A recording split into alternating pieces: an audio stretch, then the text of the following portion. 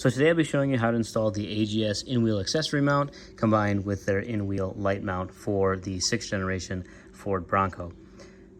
This accessory mount basically allows you to mount things behind your factory or aftermarket spare tire. And in my case here, we're going to be using the light mount to mount a pair of one-banger lights from Morimoto to use as a dust light or chase light.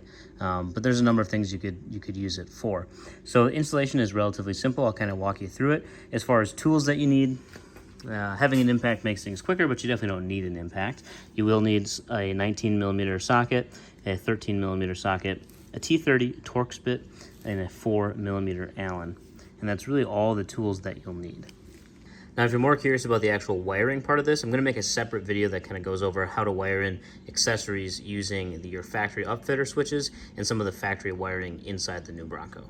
So to get started on this project, the first thing we need to do is remove this spare tire by removing the 3 19mm lug nuts located here.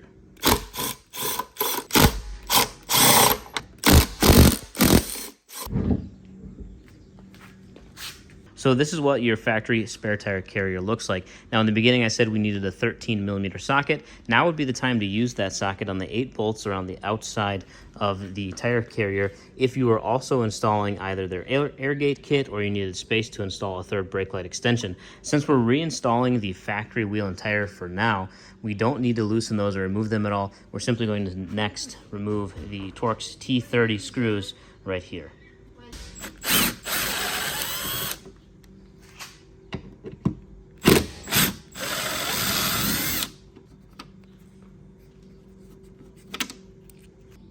The in-wheel accessory mount does come with new button head screws, so no need to retain those old ones. We'll take this over and go ahead and slide it on to the factory spare tire mount. So you see there's actually 6 larger holes here and 2 small ones. Obviously the 2 small ones are going to be for those new button head screws that I just showed you. The orientation does matter on here, so if you're trying to put it on and it doesn't seem like it's going right, try turning it 180 degrees. So obviously line up the smaller holes.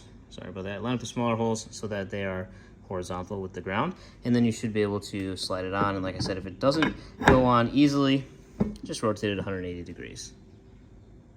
So we'll go ahead and just get these started by hand. And then you can come in with your 4mm Allen, and we'll tighten these up kind of a little bit on each side, and being sure not to over tighten it.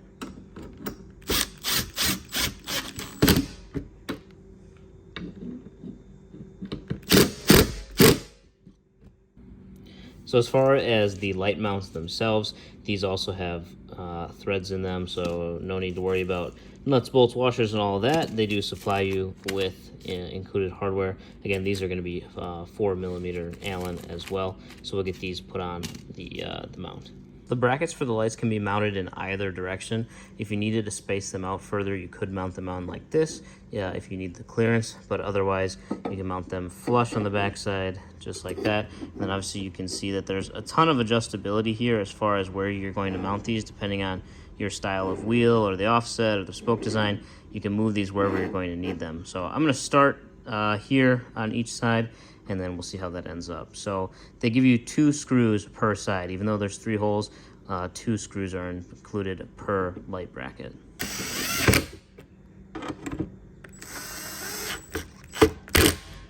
So then this is what you're looking like when both sides are mounted on there.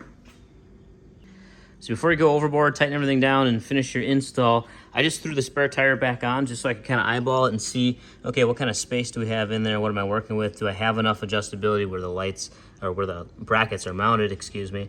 And it looks like we'd be fine on both sides. I have plenty of options as far as trying to get it centered in the openings on these particular wheels. And then when I put the aftermarket wheels on, I'll have to redo this all, but that looks like it should work. So I'll pop the spare tire back off, tighten everything down, and then I can get the lights installed. Like I said, I'm gonna do that in a separate video as far as the wiring of the lights go, but I'll show you what the finished product looks like here. Now, I have seen some companies that are making a plate that goes on the outside of the wheel, which would definitely be easier to install, and I think it would look fine, but the problem is if you do get a flat, you have to remove all your lighting, all your accessories just to access your spare tire. This bolts behind it and doesn't interfere at all with how that spare tire comes on and off. So there you go. Now we got a nice chase light. Fitment on the stock 17-inch wheels is very tight, so I think it really depends on what lights you're using if this is going to work for you or not. But once you jump to an aftermarket wheel with not quite as high of a positive offset, or even into that 0 or negative offset range, give you some more space there, that'll definitely help.